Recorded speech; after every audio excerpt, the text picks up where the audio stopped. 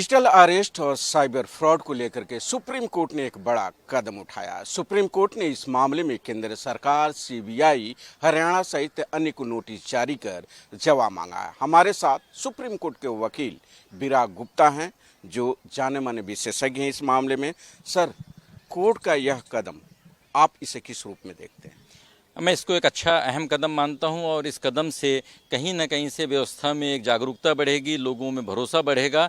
और supreme court के आदेश के बाद, इस नोटिस के बाद रिजर्व बैंक, राज्यों की पुलिस और केंद्र सरकार ज़्यादा सावधानी बरत कर इसमें एक्शन लेंगे, जिससे कि लोगों की जो आस्था है डिजिटल व्यवस्था पर, जो भरोसा गड़बड़ा रहा है, वो बरकरार रहे और लोगों को साइबर अपराध के बढ़ते मर्ज से निजात मिल सके।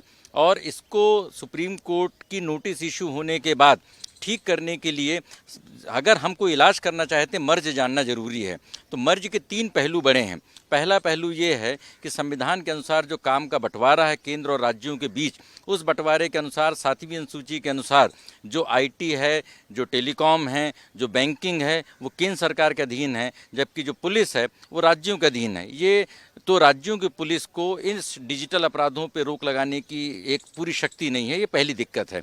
दूसरी दिक्कत ये है कि देश में रोजाना करोड़ों साइबर अपराध हो रहे हैं, लेकिन उनकी एनसीआरबी में, नेशनल क्राइम रिकॉर्ड ब्यूरो में, उनकी रिपोर्टिंग नहीं हो रही है। और तीसरी बड़ी समस्या है कि आम लोगों को सही तरीके से सिम कार्ड नहीं मिल पाता, उनके बैंक खातों में रेगुलर केवाईसी होती है, लेकिन साइबर अपराधियों का संगठित तंत्र किस तरीके से पूरे बैंकिंग व्यवस्था में घुसपैठ किए है और वो डिजिटल अरेस्ट करने के बाद करोड़ों रुपए को कई मल्टीपल बैंक अकाउंट के माध्यम से वो साइबर ठगी करने में सफल हो रहे हैं। तो क्या बैंकिंग व्यवस्था हमारी विफल हो रही है? और इसमें रिजर्व बैंक को भी पूरी मुस्तैदी से काम करने की ज़रूरत है। सर, जिस तरीके से लगातार साइबर फ्रॉड बढ़ रहा है या डिजिटल अरेस्ट की घटनाएं देखने को मिले, आखिर इस पर लगाम कैसे लगेगा? नहीं, इस पर लगाम लगाने के लिए हमने जैसे बताया कि इसमें केंद्र सरकार और राज्यों को, दोनों को डबल इंजन सरकार वास्तविक अर्थों में करते हुए, और कानून हमारे पास बहुत हैं, लेकिन 2 तरीके के कानूनों में समस्या है। पहला कि डेटा सुरक्षा कानून जो हमने संसद ने पारित किया था और 2023 में उसे मंजूरी के बावजूद अभी तक उसे लागू नहीं किया गया है, उसके रूल्स नोटिफाई नहीं किए गए हैं।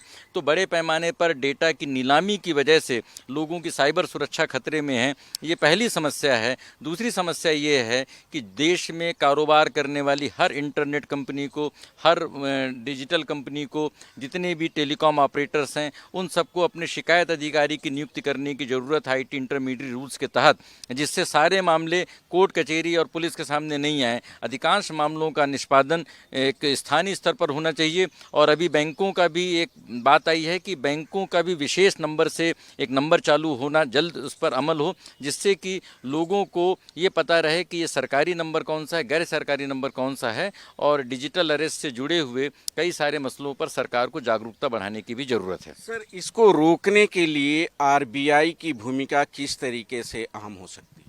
आरबीआई को सारे बैंकों को निर्देश देने की आवश्यकता है कि जितने भी खाते हैं और जो अधिकांशतः वो ऑपरेशनल नहीं होते हैं और उनमें अचानक जिस तरीके की सरगर्मी होती है, उन खातों से जुड़े हुए सारे लोगों को, जो लोग खाते किराए में देते हैं, जो लोग खातों का फर्जी तौर पर इस्तेमाल करते हैं, तो जिस तरीके से सिम कार्ड के संगठित तंत्र को रोकने के लिए मोबाइल कंपनियों की जिम्मेदारी है, इसी तरीके से बैंकिंग चैनल से हो रहे साइबर फ्रॉड को रोकने के लिए रिजर्व बैंक को अपनी भूमिका का सख्ती से पालन करना चाहिए।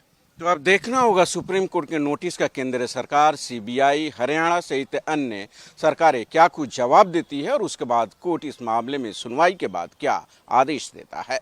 भारत एक्सप्रेस के लिए कैमरा पर्सन पवन शर्मा के साथ गोपाल कृष्ण।